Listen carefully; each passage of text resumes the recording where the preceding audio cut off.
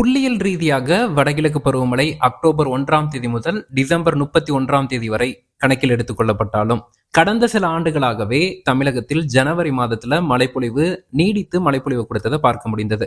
அதே போல இந்த ஆண்டு வடகிழக்கு பருவமழை 43 சென்டிமீட்டர் அளவிற்கு மழைப்பொழிவு கொடுத்து டிசம்பர் 31ஆம் தேதியுடன் புள்ளியியல் ரீதியாக விடை பெற்றிருந்தாலும் நான் முன்பே பதிவு செய்திருந்தோம். இந்த ஆண்டும் லானினா ஆண்டாக இருக்கு. லானினா ஆண்டுகள்லேயே இந்த கிழக்கு திசை காற்றின் வருகையின் காரணமாக ஜனவரி மாதத்திலும் மழைப்பொழிவு நீடிப்பதற்கும் குளிர்காலங்கள்ல இயல்புக்கு அதிகமான மழை பதிவாவதற்கும் வாய்ப்புகள் இருக்குன்னு.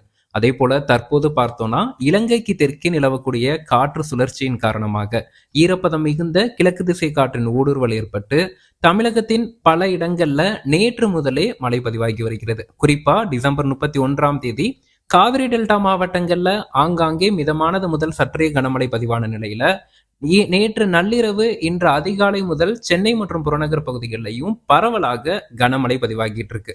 இன்று காலை 8:30 மணி நிலவரப்படி அதிகபட்சமாக சென்னை பெரம்பூரில் 11 சென்டிமீட்டர் அளவிற்கு மழை பொழிவும், எண்ணூரில் 10 சென்டிமீட்டர் அளவிற்கு மழை பொழிவும், கத்திவாக்கத்தில் 7.5 சென்டிமீட்டர் அளவிற்கு மழை பொழிவும் பதிவாகி இருக்கு.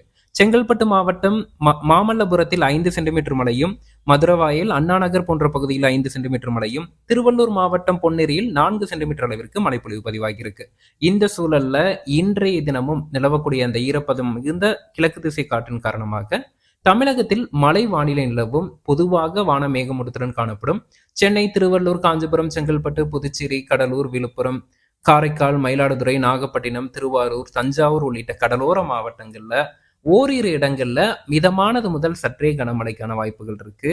கடலோரத்தின் ஓரிரு இடங்கள்ல கனமழைக்கும் வாய்ப்புகள் இருக்கு. இந்த மழைப்பொழிவு இன்று பிற்பகல் மாலைக்கு பின்பு படிப்படியாக குறைந்துவிடும். மாவட்டம் முழுவதும் பெய்யாது. மாவட்டத்தின் ஓரிரு இடங்கள்ல மட்டுமே மழைக்கான வாய்ப்புகள்.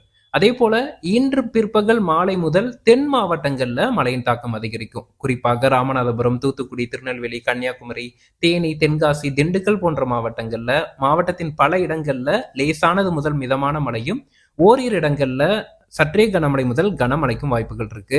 குறிப்பாக புத்தாண்டு மழையுடன் தொடங்கி இருப்பது போலவே நமக்கு நீர்வீழ்ச்சிகள்ல நமக்கு குற்றாலம், தீர்ப்பரப்பு போன்ற நீர்வீழ்ச்சிகள்லையுமே அடுத்து வரக்கூடிய ஜனவரி 2, 3 ஆகிய தேதிகள்ல நீர் பெருக்கெடுப்பதற்கான சாதக சூழலும் காணப்படுது.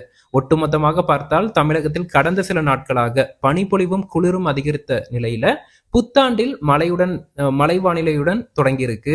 இந்த சூழல் நாளை வரைக்குமே நீடிக்கும்னு எதிர்பார்க்கலாம். ஜனவரி 3ஆம் தேதி முதல் மீண்டும் தமிழகத்துல பனிப்பொழிவும் குளிரும் அதிகரிக்கும். ஜனவரி 10ஆம் தேதி வாக்குல அடுத்த ஒரு ஈரப்பதம் மிகுந்த கிழக்கு திசை காற்று வருகை தந்து ஜனவரி 11, 12, 13 ஆகிய தேதிகள்ல சென்னை உட்பட கடலோர மாவட்டங்கள்லையும் உள் மாவட்டங்கள்லையும் மழை வானிலையை திரும்பி கொண்டு வரும் அப்படின்னு எதிர்பார்க்கப்படுது. இந்த மழை வானிலையை பொறுத்து அறுவடை செய்யக்கூடிய விவசாயிகள் இன்றும் நாளையும் சற்று எச்சரிக்கையாக இருக்குமாறு கேட்டுக்கொள்ளப்படுது. ஜனவரி 3ஆம் தேதி முதல் அறுவடை செய்வதற்கு ஏற்ற ஒரு சூழல் வரும். அதே போல உரமிடுதல், பூச்சி கட்டுப்பாடு, களை கட்டுப்பாடு போன்ற பிற வேளாண்மை பணிகளை மேற்கொள்வதற்கும் ஜனவரி 3 முதல் 10ஆம் தேதி வரையிலான வானிலை மிகவும் சாதகமாக அமையும். மீண்டும் ஜனவரி 11, 12, 13 ஆகிய தேதிகள்ல மழை வானிலைக்கான வாய்ப்புகள் இருக்கு என்பதன் காரணமா அதற்கு தகுந்தாற் போல அறுவடை விவசாயிகள் தமிழகத்தில் அறுவடை பணிகளை திட்டமிட்டுக் கொள்வது நல்லது.